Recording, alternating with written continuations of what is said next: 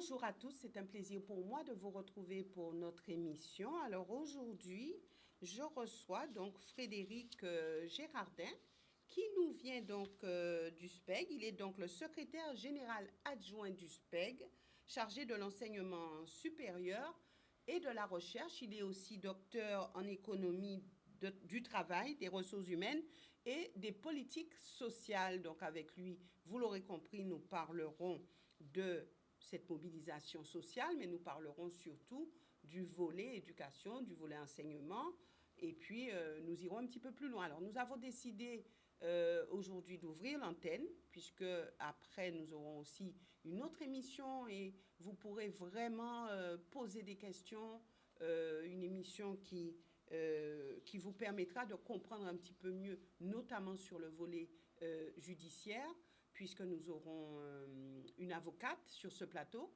Et avec le SPEG, vous pourrez aussi poser des questions concernant la reprise des élèves, etc. Et le positionnement du SPEG qui fait partie du collectif du LKP. Donc, nous verrons comment vous gérez tout cela. Merci d'avoir répondu à notre invitation. Et vous avez participé d'ailleurs à la rencontre avec les élus hier, mais vous n'avez pas appelé à la grève. Pourquoi?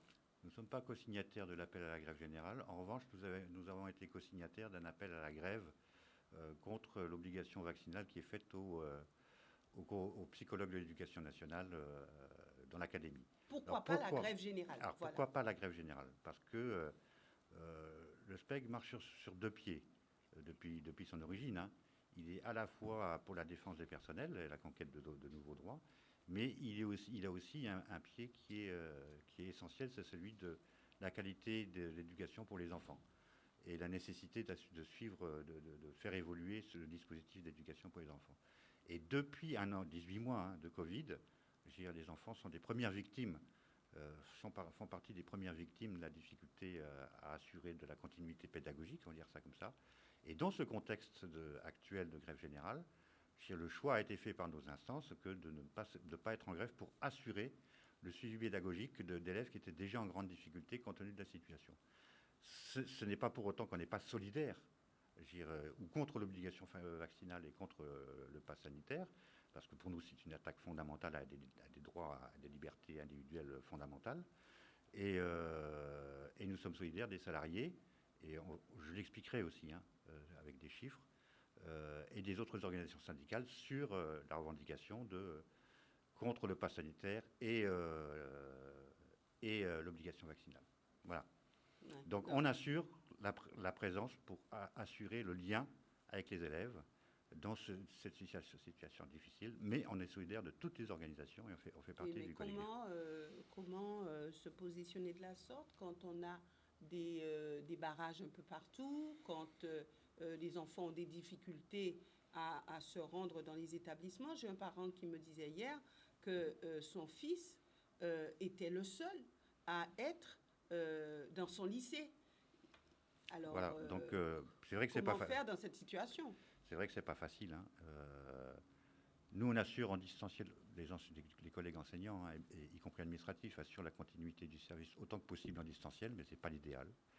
Et comme nous ne sommes pas en grève, nous sommes comme les autres personnels et comme les élèves, nous sommes dans les établissements pour accueillir les élèves, si tant est qu'ils puissent passer. Mais nous appelons toujours à la prudence. Il ne s'agit pas de forcer des barrages, il ne s'agit pas de se mettre en danger.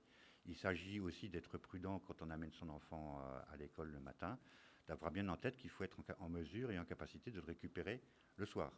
Donc on appelle à plein de prudence. Et c'est vrai que c'est un chaos et un désordre. La situation est extrêmement difficile à gérer, mais toujours est-il qu'on assure la présence qu'on peut assurer en tant que corps de l'éducation nationale. Voilà. Alors, quand vous dites c'est un chaos, c'est un désordre, à quel niveau? Vous l'avez expliqué vous-même. Quand vous avez un seul élève dans un collège, vous avez plein de familles qui elles-mêmes ne peuvent pas amener leurs enfants à la petite école, au collège, etc., parce que c'est 3 endroits différents et que les routes sont bloquées, c'est le chaos. Quand la cantine scolaire ne peut pas être assurée parce qu'il n'y a pas moyen de passer les denrées alimentaires ou les plats à préparer, c'est difficile. Et c'est un chaos d'organisation, y compris pour les enfants. C'est-à-dire qu'ils sont en présentiel. C'est-à-dire qu'alors qu'ils ont une journée complète, ils se retrouvent à devoir avoir une demi-journée parce qu'on ne peut pas leur donner à manger à 12h30 ou à 13h. Est-ce qu'il n'y a pas une réelle cacophonie? Est-ce qu'un positionnement clair, franc, ne serait peut-être pas plus concevable, puisque s'il y a des enfants qui se rendent dans les établissements et qui sont peu nombreux, donc ils doivent revenir chez leurs parents, s'il y a, comme vous l'avez dit, hein, des enfants, des enseignants qui sont là mais qui ne travaillent pas forcément, est-ce que l'organisation ne devait pas être une organisation en distanciel, une organisation réelle, en distanciel, réelle et efficace? Est-ce qu'il n'aurait pas mieux valu focaliser les efforts là-dessus? Très sincèrement, je suis d'accord avec vous. Sauf que le SPEG n'est pas l'autorité académique, c'est l'autorité académique qui devait faire ces propositions-là. Donc, vous êtes un syndicat, vous avez droit au chapitre, non? Ah bah, on l'a exprimé, hein. On l'a exprimé très clairement à Madame la rectrice qu'on ne comprenait pas les mesures d'ouverture partielle et qu'il fallait privilégier la poursuite du distanciel tant qu'il n'y aurait pas de conditions réunies pour permettre aux élèves de se rendre dans les établissements. Et vous n'avez pas été entendu? Non. Pourquoi? Ça, posez la question à Madame la rectrice. Alors, sans mobilisation, puisque la rectrice a eu l'occasion de le dire, qu'elle n'était pas au courant qu'il y avait une grève chez les enseignants, en tout cas, elle n'a rien reçu à ce niveau, donc elle agit en fonction peut-être de ce que vous n'avez pas fait, ou de ce que vous avez fait. Je ne parle pas pour les autres organisations syndicales, je pense que, à mes souvenirs, d'autres organisations syndicales ont déposé, ont co-signé le préavis de grève générale. Y compris des organisations syndicales de l'éducation nationale. Alors, Madame la rectrice ne sait peut-être pas lire. Ce que je dis, moi, c'est que le SPEG n'est pas co-signataire du préavis de grève général. Oui.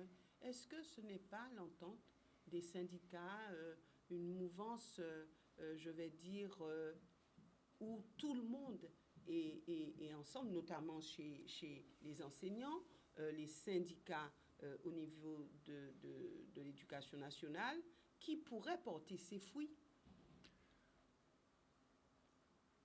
Moi, il faut qu'on réfléchisse et qu'on soit prudent. On peut penser comme vous l'exprimez, quand on est dans une situation où on ne vient pas d'accuser 18 mois de désorganisation du fait de la crise sanitaire pour l'éducation. Et la situation, pour nous, est suffisamment grave et beaucoup trop fragile pour qu'on verrouille les élèves pendant 10, 20, 30, 40, 50, 60 jours. Et la situation est du point de vue pédagogique et didactique est beaucoup trop difficile pour couper le lien avec les élèves pendant cette période-là. C'est la raison pour laquelle nous n'avons pas été co-signataires de la grève générale.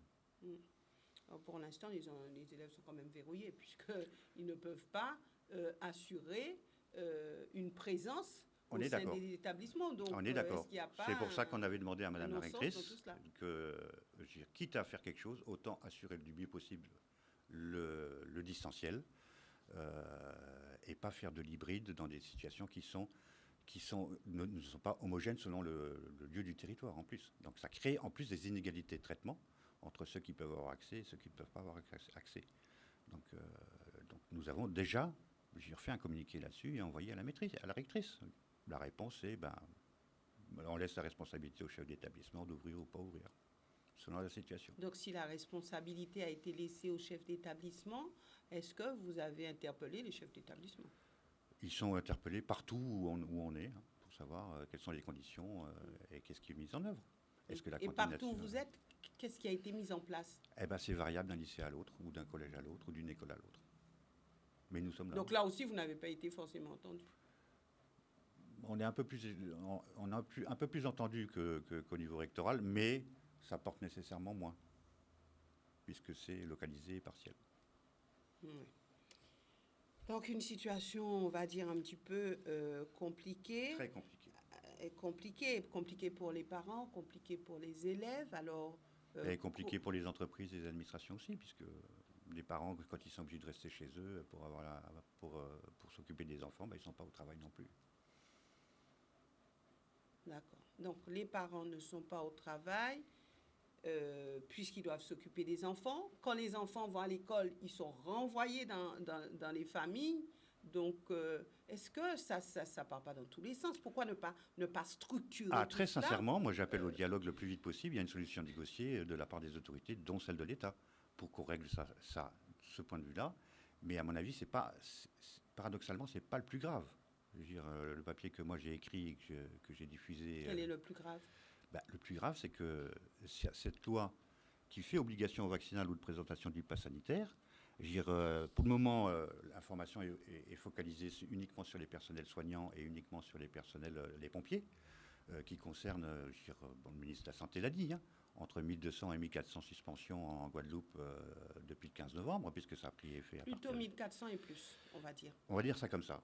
Mais moi, l'analyse chiffrée que je fais, c'est que si on prend toutes les professions qui sont assujetties à l'obligation vaccinale et tous les personnels qui travaillent dans les mêmes établissements que les personnes qui sont assujetties à l'obligation vaccinale, on atteint, je suis sur une fourchette basse. On est aux alentours de 50 000 salariés en Guadeloupe qui sont assujettis à l'obligation vaccinale. C'est la moitié de total? Au total, c'est la fourchette basse. Ça veut dire qu'on est à la moitié de l'ensemble des emplois occupés en Guadeloupe. Et ça veut dire qu'au jour d'aujourd'hui, l'estimation que je fais, c'est qu'il y a 50 000 clandestins, en plus des 1400 pompiers et personnels soignants, qui sont, pour le moment, ils n'ont pas reçu leur courrier, ou ils commencent à le recevoir dans les associations sportives, ils commencent à le recevoir. Chez nous, les psychologues de l'éducation nationale commencent à le recevoir, les infirmières commencent à le recevoir, comme quoi il faut vous mettre en règle, etc. Et c'est pour ça que nous avons fait une journée de grève avec l'intersyndicale de l'éducation, pour soutenir et demander à ce qu'il y ait une dérogation à cette obligation vaccinale pour les psychologues de l'éducation nationale. La réponse a été non. Alors, on s'est posé la question, on a regardé, mais pourquoi il y a des dérogations dans la protection judiciaire de la jeunesse, pourquoi il y a des dérogations dans la petite enfance pour des psychologues qui sont des professionnels, donc qui sont notés dans la loi comme devant être assujettis à l'obligation nationale, pourquoi eux ont des dérogations et pourquoi il n'y en a pas dans l'éducation nationale alors qu'ils ne sont pas en train de traiter des enfants qui sont en difficulté. Alors aujourd'hui, ce qu'on entend, ce sont plutôt les personnels hospitaliers pour le moment, qui sont en train de se battre contre cette obligation vaccinale. Vous l'avez dit vous-même, nous on a fait une journée. Et depuis quelque temps, ce personnel est en grève. Alors, pourquoi ce décalage, puisque vous dites qu'il y a à peu près 50 000 personnes qui sont touchées par cette obligation vaccinale, qui sont des clandestins, vous l'avez dit. Enfin, qui sont rendus clandestins par la loi elle-même. Oui, donc qui sont devenus clandestins par rapport à ça. Et on ne parle que d'une partie de l'iceberg. Pourquoi? Alors, parce que c'est la plus grosse partie de l'iceberg, visible. Mais évidemment, la plus grosse partie de l'iceberg... S'il y a 50 000... Non, attendez, la plus grosse partie de l'iceberg visible. Oui. Je veux dire, la plus grosse partie, elle est invisible, elle est en dessous. C'est les 2 tiers. Hein. D'accord? Donc pas concernée. Elle ne se sent pas concernée. Non, elle ne se sent pas concernée parce qu'elle ne sait pas qu'elle est concernée. Ah. Attention. Alors, pourquoi la partie émergée de l'iceberg? Simplement parce que nous sommes dans le CHU est le plus gros employeur du département. Les structures médico-sociales constituent le plus gros employeur. C'est aussi l'endroit où les forces syndicales ou l'organisation syndicale, et compte tenu du fait que c'est là où il y a le plus de salariés, est la plus organisée et la mieux structurée.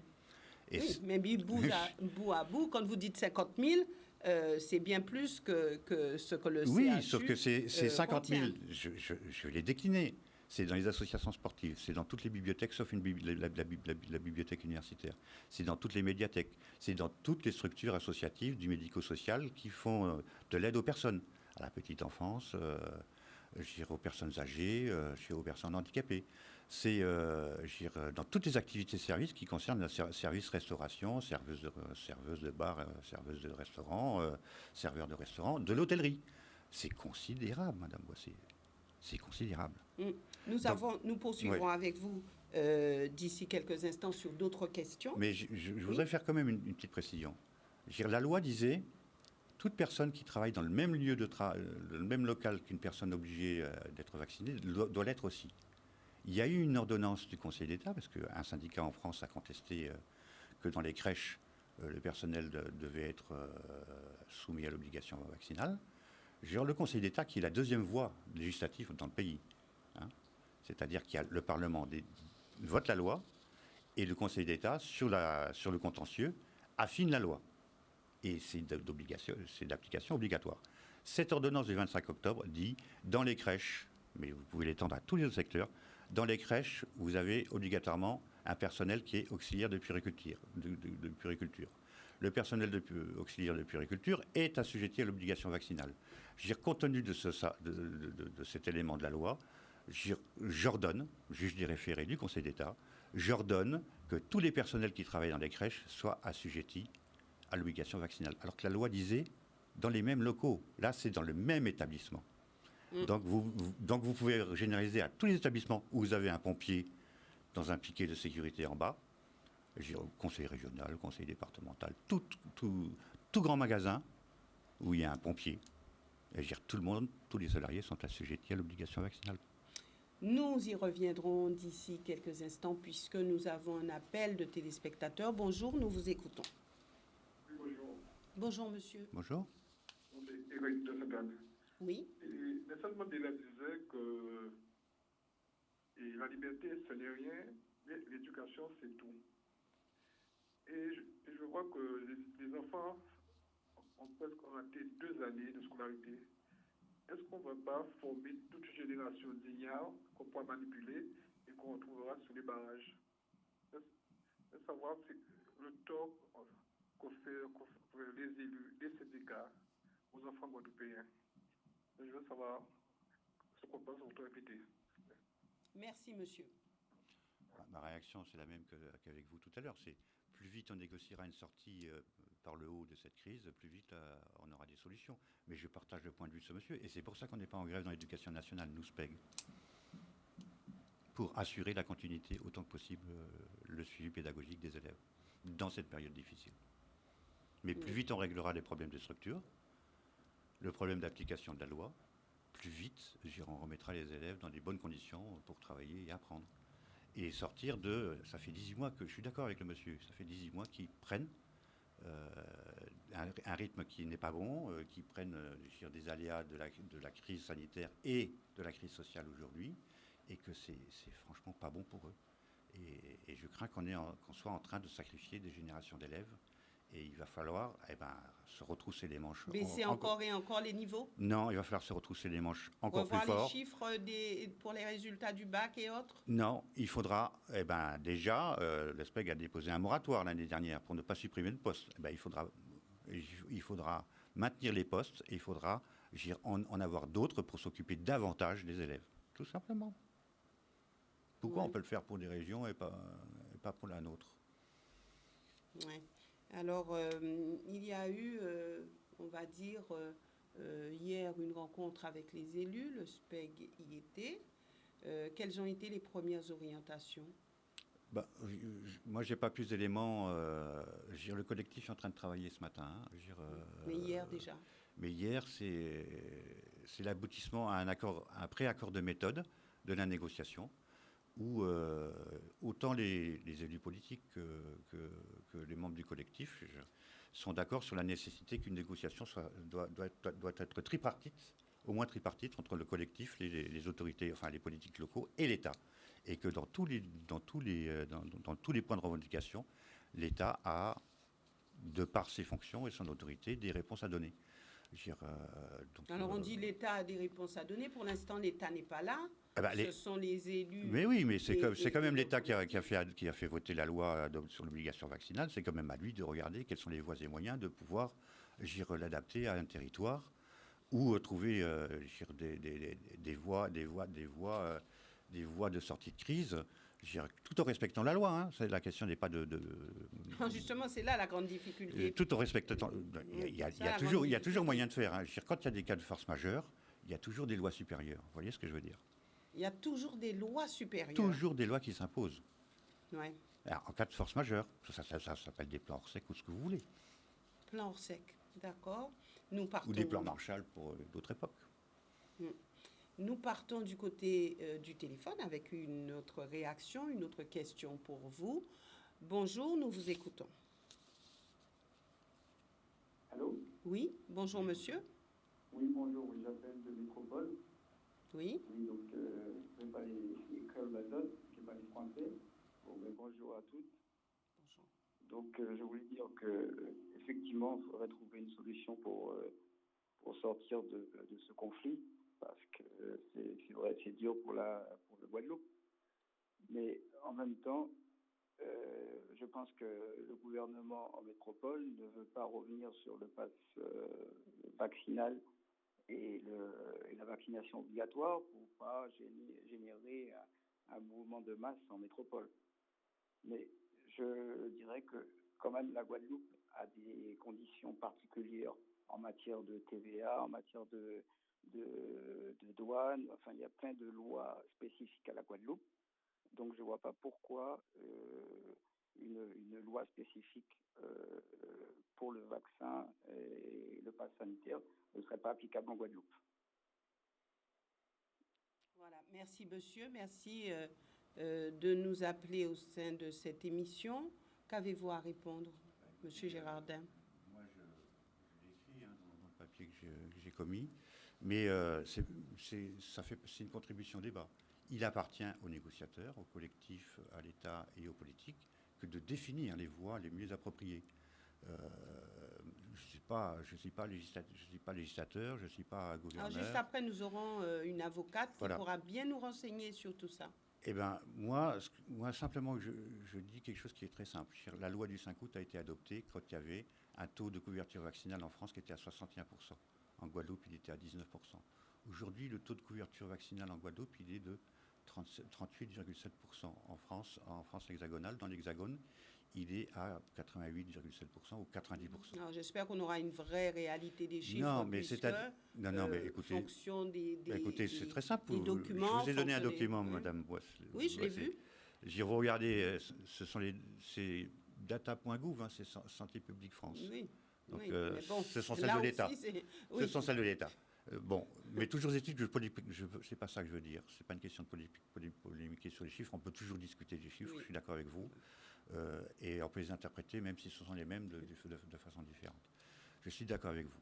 Mais ce que je dis, c'est que cette loi a été adoptée avec un schéma où il y avait une majorité de Français qui étaient déjà vaccinés et qu'elle prévoit des mesures d'accompagnement individuel pour ceux qui ne sont pas vaccinés, pour les encourager à la vaccination, et le cas échéant, organiser des reconversions professionnelles s'ils ne veulent pas se vacciner. D'accord ? Vous pouvez là encore reconversion professionnelle. Non, mais vous pouvez le faire quand vous êtes dans une structure où vous avez 90% de vaccinés et dans une structure économique où vous avez suffisamment de densité d'activités, de diversité d'activités, etc., pour organiser pour moins de 10%, pour 3% de la population, des parcours de reconversion professionnelle. Quand vous avez 50 000 personnes sur 120 000 qui travaillent en Guadeloupe, qui sont dans cette situation-là, organiser la reconversion professionnelle de la moitié de la population active occupée, autant faire un plan Marshall tout de suite. Un plan de reconversion de l'ensemble de l'économie et des solutions de développement du pays, qui apportent de l'emploi et des solutions, en plus que celui de la question vaccinale, de santé publique. Parce que si on fait une loi de santé publique pour protéger soi-disant la santé du public grâce à l'obligation vaccinale, c'est-à-dire, si vous mettez sur la paille et dans la famine la moitié du pays, vous portez atteinte à la santé publique du pays, je suis désolé, et y compris à sa paix civile, s'ils ne peuvent pas manger et qu'ils sont obligés de se révolter. Ouais. Et quand on a dit ça, quelle issue? La négociation le plus rapidement possible pour les meilleures solutions possibles, concertées et sans diaboliser qui que ce soit.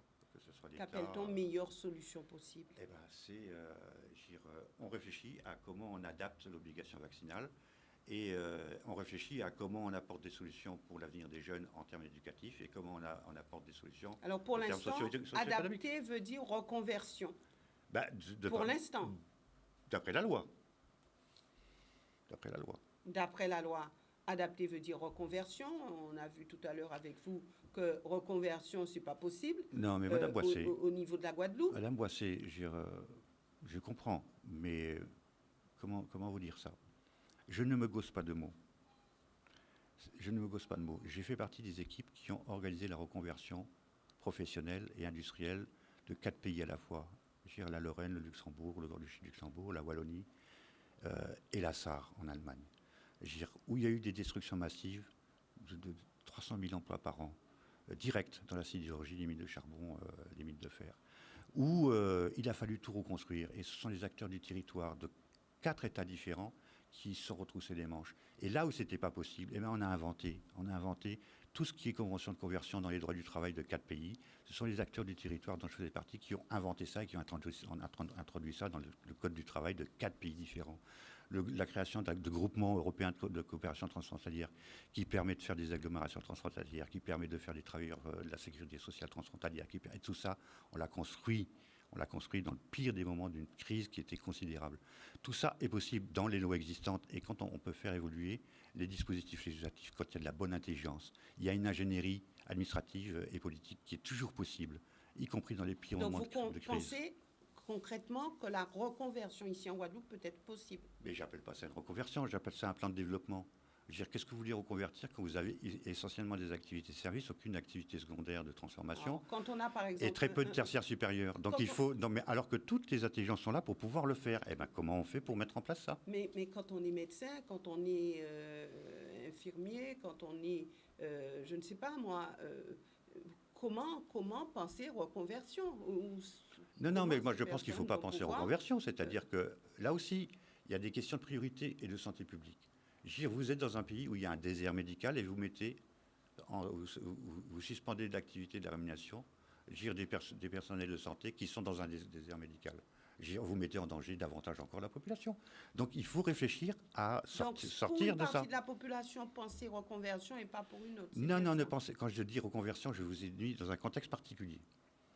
Dans celui de la loi, qui dit on reconvertit individuellement les personnels qui ne veulent pas être assujettis à l'obligation vaccinale, et celui de dispositifs de reconversion massifs qui ont été créés dans le passé et dans d'autres espaces.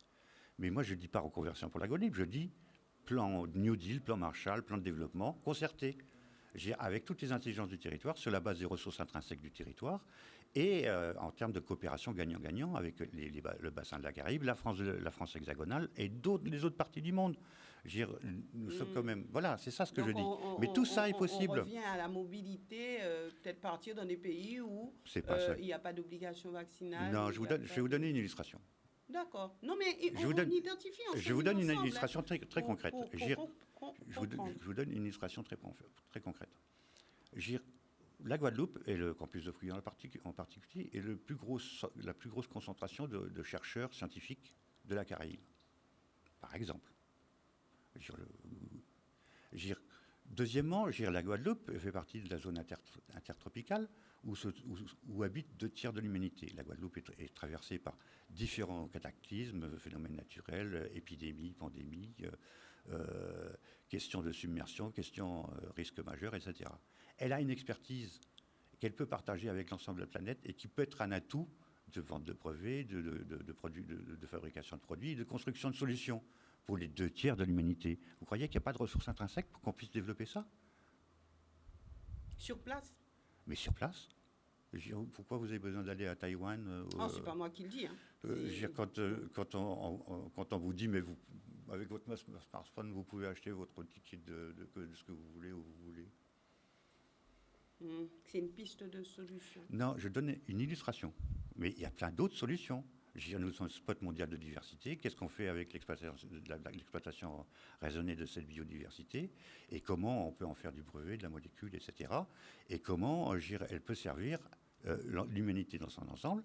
Mais pourquoi ne pas imaginer que les laboratoires pharmaceutiques délèguent des établissements sur place et non pas l'inverse, qu'on aille faire des relevés pour les envoyer ailleurs sur la planète?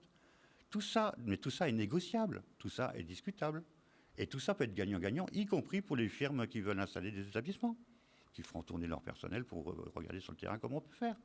Nous partons du côté du téléphone avec une question. Bonjour, nous vous écoutons. Oui, bonjour. Voilà, je vous appelle. Alors, avant toute chose, je souhaitais quand même vous féliciter, Madame Boissé, pour la qualité de vos émissions. Enfin, je ne les vois pas toutes, mais en tout cas, celles que j'ai vues, j'ai particulièrement apprécié. Merci, et surtout, vu la qualité de vos interlocuteurs. Merci. Donc, j'avais une question à poser. Avant tout, je voulais faire une observation concernant l'obligation vaccinale. Donc, j'entends parler de l'obligation vaccinale. Or, il n'y a pas d'obligation vaccinale. Il n'y a pas d'obligation vaccinale ni en métropole, ni dans les départements d'outre-mer. Donc, j'entends le monsieur parler souvent d'obligation vaccinale. De toute façon, ça sera interdit par l'Europe. Voilà, je ne comprends pas pourquoi vous parlez de l'obligation vaccinale. Donc, on n'est pas obligé de se vacciner. L'obligation vaccinale, elle est uniquement pour les soignants. Alors, merci monsieur pour la question. Je vous Et précise. je n'ai pas terminé. Autant pour moi. Je vous en prie. Excusez-moi. Donc, c'est le premier point. Par contre, la loi, comme il y a une loi, donc la loi sur le pass sanitaire, cette loi s'applique sur tout le territoire national. Or, nous faisons partie du territoire national. Donc, je ne comprends pas pourquoi une loi, on l'appliquerait de différentes façons selon le territoire, selon le département. Nous sommes un département français, un département d'outre-mer, certes, mais un département français. Donc, on ne peut pas déroger à la règle. La loi s'applique également à nous. Merci, monsieur. Merci. Oui. Merci. Voilà. Monsieur Gérardin, vous Oui, répond. enfin, je ne suis pas juriste, l'avocat répondra Merci, sans monsieur. doute, l'avocate répondra sans doute mieux que moi. Mais moi, tout ce que je lis, c'est publié par la direction de l'information légale et administrative du Premier ministre, la vaccination devient obligatoire pour certaines professions. Et je regarde les professions. C'est les personnels effectivement soignants, les personnels de santé, les pompiers. Un petit peu plus fort, vous pouvez. Les pompiers, les personnels des entreprises de transport sanitaire, les personnels de santé, les psychologues, les ostéopathes, y compris les secrétaires médicales et les assistantes dentaires. Donc là, on est sur un régime d'obligation vaccinale. Ensuite, pareil, source d'information, service public, publié le 25 novembre 2020, direction de l'information légale et administrative du Premier ministre. Quels professionnels doivent présenter leur passe sanitaire depuis le 30 août ? Les personnels qui doivent présenter leur passe sanitaire, c'est tous les personnels qui sont salariés ou libéraux dans des établissements qui font obligation au public, aux usagers, de présenter un passe sanitaire pour y rentrer. Et là, vous avez les parcs zoologiques, les zoos, les bibliothèques, les centres conservatoires de musique, les établissements sportifs, les musées et salles d'exposition temporaire, toutes les bibliothèques hors universitaires et grandes bibliothèques de France, navires et bateaux de croisière, tout événement culturel, sportif, ludique ou festif, etc. Voilà. Donc ensuite, la deuxième partie de la question, elle est légitime du téléspectateur. Une loi, ça s'applique sur tout le territoire national. Sauf quand il y a des volets d'adaptation outre-mer, comme ça existe. L'Université des Antilles de la Guyane est le fait d'une seule loi qui a transformé l'Université des Antilles de la Guyane en Université des Antilles. C'est une loi spécifique. La loi pour l'égalité réelle dans les Outre-mer, c'est une loi spécifique. Dans beaucoup de lois françaises, il y a des volets Outre-mer, d'adaptation à Outre-mer. C'est pas une nouveauté législative. Ça existe depuis que les Outre-mer existent. Même la loi de départementalisation en est une. Donc, par exemple, de 1946. Donc, vous avez toujours des possibilités juridiques de moduler la loi en fonction de la situation. Ensuite, je vous ai dit, une loi qui est applicable dans un territoire où il y a 60% de la population qui est déjà vaccinée n'a pas le même effet que dans un territoire où il y a seulement 20% de vaccinés. Et si la loi produit plus de dégâts de santé sous prétexte d'assurer la santé publique que de protéger la santé publique, il faut trouver... C'est une loi qui défait une autre loi ? Normalement, oui, c'est une loi qui doit défaire une autre loi. Mais dans ce cas-là, où ça peut être un dispositif complémentaire ou supplémentaire du fait du cas de force majeure, par décret ou autre. Donc, où ça peut être d'application des durées, d'adaptation de la durée d'application. Enfin, il y a plein de solutions. Il y a plein de solutions qu'on peut négocier. Il y a plein de solutions et pourtant on tourne en rond et on est dans l'impasse. Alors que c'est facile. Des jeux de posture où l'enjeu est aussi un enjeu politique d'élection présidentielle en France, etc.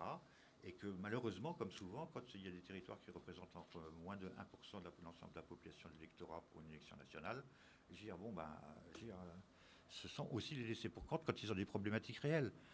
Par rapport à la réponse politique qui peut être apportée. Donc moi, la loi de la République s'applique sur le territoire. Moi, j'appelle à la négociation. Et pourtant, pour une population qui est laissée pour compte. J'appelle à la négociation des Il voies n'y a et pas un moyens. paradoxe dans tout cela?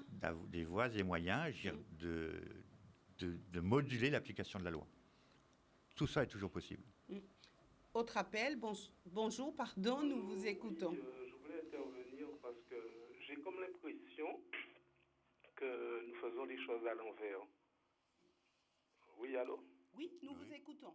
Oui, en fait, il y a la loi du littoral. Nous sommes sur une île. Nous sommes... Allô? Oui, allez-y. Oui. Allez-y. Nous sommes sur une île et nous avons des députés. Nous sommes département français. Et... allô? Et Vous pouvez justement, j'aimerais savoir, nous avons des députés éclairés. Et je crois que nous sommes une population, je dirais le peuple de Guadeloupe n'est pas si illettré que ça. Et nous avons des députés, si je peux croire, nous avons des députés assez éclairés. Et je parle en ce qui concerne la géographie, notre positionnement dans la Caraïbe. C'est vrai, on entend parler de spécificité, que les lois ne correspondent pas à notre réalité. Aujourd'hui, je pourrais dire aussi que les lois ne correspondent pas à notre réalité culturelle. Et une loi, pour moi, c'est à partir d'une réalité environnementale qu'on possède à une loi.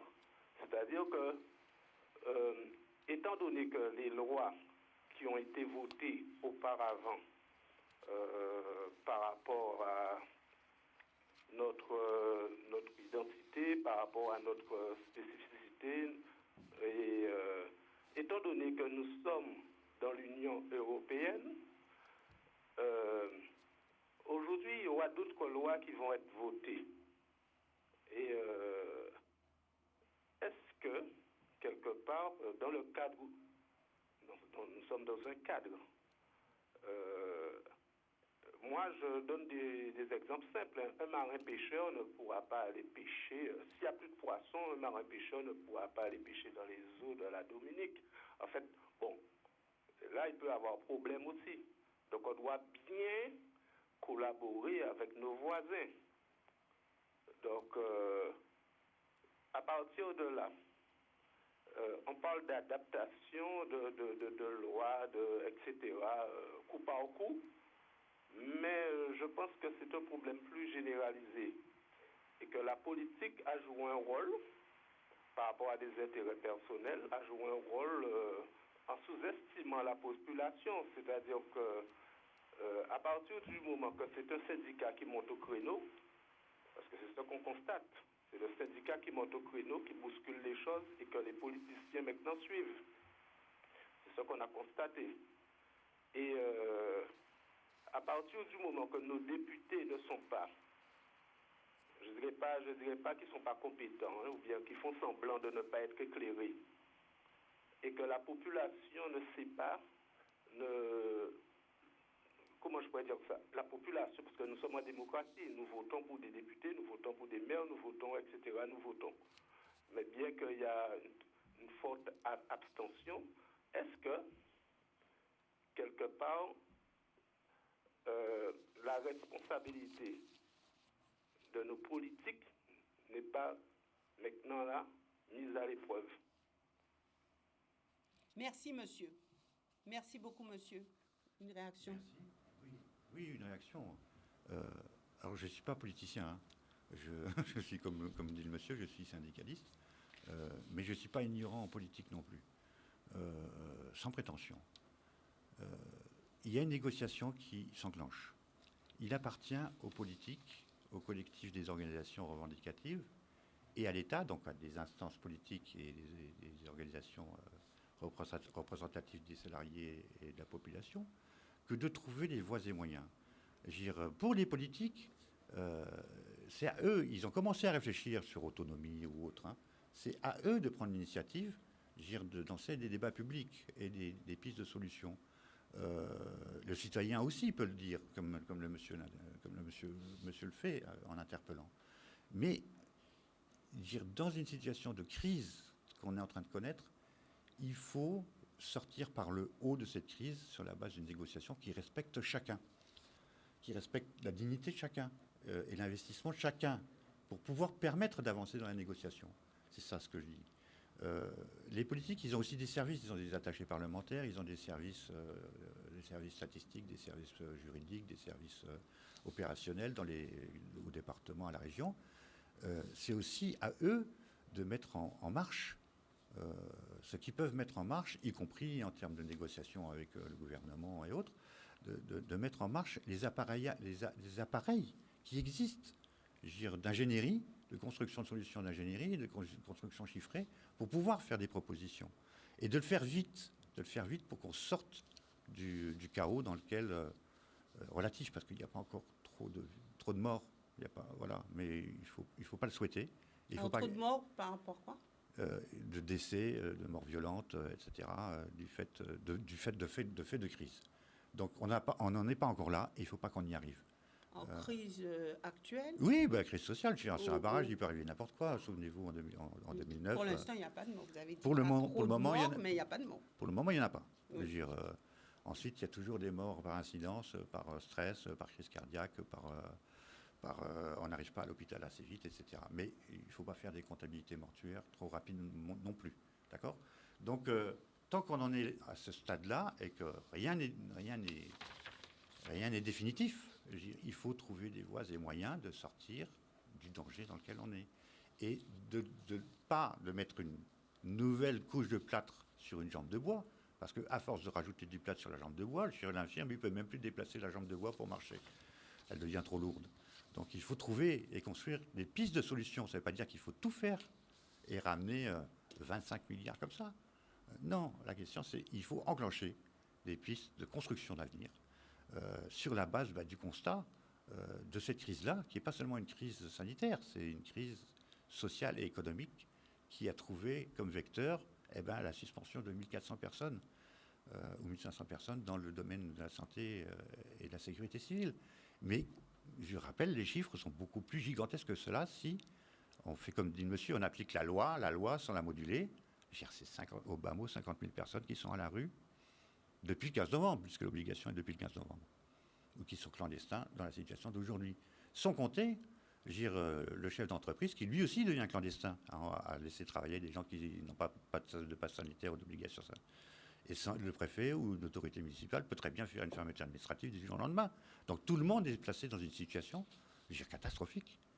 Non seulement de privation de liberté fondamentale, c'est mon point de vue pour la liberté de choix de se faire vacciner ou pas, mais même de pouvoir exister économiquement et socialement et salarialement dans un pays sans être clandestin, alors qu'ils étaient réguliers jusqu'à présent. Donc aujourd'hui, vous dites quasiment tous clandestins ? Non, la moitié. Au bas mot. Vous l'êtes, vous ? Oui, puisque j'ai une infirmière à l'université qui travaille à l'université, pas loin de mon bureau d'ailleurs. Donc comme elle travaille dans le même établissement que moi, je suis normalement assujetti à l'obligation vaccinale. Et vous refusez ? Pour le moment, on ne m'a pas encore envoyé de courrier pour me dire... Et si on vous l'envoie ? Je pense que là, il y aura un ordre de grève générale, y compris dans l'éducation. Merci, nous récupérons un dernier appel. Bonjour, nous vous écoutons. Oui, bonjour. Oui. Alors du coup, c'est vrai que vous avez parlé de beaucoup de choses. Je voulais faire une petite intervention et puis c'est la fin de ma foi puisque c'est long, mais je vais faire court. Alors, ce que je souhaiterais comprendre, et le but est de rassurer quand même la population puisqu'on tourne en rond, j'ai l'impression que c'est fait exprès, et on continue à se faire avoir de part et d'autre, selon moi, et ça tourne au chantage. Et un bras de fer inutile par rapport à l'orgueil de du gouvernement, de ceux qui nous représentent en Guadeloupe. Mais là encore, on reste tributaire de tout ça. Donc certes, pour parler de l'obligation vaccinale, sachez que nous, en Guadeloupe, ayez conscience qu'on n'a plus confiance au gouvernement, on n'a plus confiance en rien. Enfin, pour moi, je parle en mon nom, je n'ai pas confiance. Pourquoi? Il y a eu trop de mensonges. On parle de vaccins alors qu'on n'est pas forcément immunisé, on n'est pas guéri de cette maladie. Ils osent dire que toutes les personnes décédées n'étaient pas vaccinées. Donc, arrêtons le mensonge. Tout a changé parce que j'ai moi-même mon oncle qui est décédé alors qu'il était vacciné. Voilà. Donc, quand on entend tout ça, la chlordécone et autres, nous ne sommes pas des cobayes.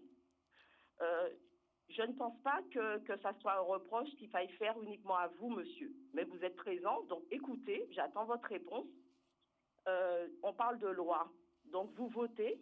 On vote pour vous, pour les politiciens, on vote pour qu'ils soient mis en place. Mais après, il y a une procédure abusive de part et d'autre. Vous créez de nouvelles lois et puis vous nous les imposez. On a certes des obligations, mais où sont nos droits? Et y a-t-il une limite à tout ça? Est-ce que notre corps, est-ce que l'humain doit se sacrifier pour l'orgueil ou je ne sais quoi? Je ne comprends pas l'intérêt. À ce stade, madame, 2 minutes pour vous dire que Frédéric Girardin est secrétaire général adjoint du SPEG. Il est chargé de l'enseignement supérieur et de la recherche, docteur en économie du travail, des ressources humaines et des politiques sociales. Donc, ce n'est pas un élu. Oui, tout à fait. D'accord. Mais il a tendance à défendre ou à vouloir comprendre la situation et dans le sens où nos enfants, à cause de tout ça, lorsqu'il dit que nos enfants, que tant qu'il n'y aura pas de solution apportée, ils seront tributaires et blabla et blabla. Donc, quand est-ce qu'on réagit? Voilà. Donc, certes que mon discours, en tout cas, je pense qu'il est écouté par les autres parties concernées, mais quand est-ce qu'ils vont enfin réagir? Il n'y a pas d'eau, il y a d'autres problèmes en Guadeloupe. Ils n'apportent pas une solution à ces problèmes-là, mais ils veulent nous imposer ce vaccin. Et si le personnel même médical, qui est censé être les plus concernés, mène une guerre contre ça, comment voulez-vous que nous, citoyens, ne pouvons pas avoir peur? Voilà, c'est juste ce que je voulais dire. Merci beaucoup, madame. Écoutez, monsieur et madame Boissé l'a dit elle-même, et nous, on essaie de réagir syndicalement et de pousser à des solutions, mais nous ne sommes pas les maîtres de la solution.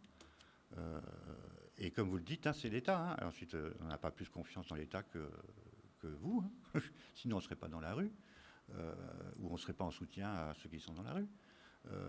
Mais en même temps, il faut être pragmatique. C'est-à-dire qu'il faut sortir d'une situation qui est dangereuse et il faut essayer de sortir par le haut. C'est tout ce que je dis. Après, il appartient aux politiques que de prendre leurs responsabilités politiques. Il appartient aux responsables syndicaux que de prendre leurs responsabilités de défense des personnels. Il appartient aux associations de citoyens que de prendre leurs responsabilités pour défendre les citoyens. Chacun ses responsabilités. Et que chacun prenne ce que je suis simplement en train de dire, c'est qu'il faut trouver des voies et moyens de chercher sincèrement une solution. Et d'essayer d'en sortir par le haut. Ensuite, peut-être que ça... Est-ce que tout le monde pourra sortir par le haut? J'espère que la puissance publique, j'espère encore que la puissance publique, à ses différents échelons, a encore comme idée de défendre l'intérêt général. Sinon, c'est à désespérer. Ça veut dire que là, on est vraiment passé dans un autre monde. Alors, la vraie question, que va-t-il advenir de nos enfants? C'est la vraie question. Des jeunes Guadeloupéens. Mais moi, je dirais les grands-parents aussi, qui ne pourront pas profiter de leurs petits-enfants et inversement. De tout le monde. Il faut penser à tout le monde. Merci beaucoup, Frédéric Girardin, d'être venu sur ce plateau. Nous aurons la possibilité de poursuivre sur les négociations, sur vraiment les avancées de cette crise sanitaire et sociale, économique d'ailleurs. Et puis, merci aussi à vous de nous suivre. Nous aurons un autre volet de cette émission avec une avocate qui sera sur le plateau. Et nous ouvrirons aussi l'antenne afin que vous puissiez poser vos questions. À tout de suite. Merci beaucoup à tous. Merci.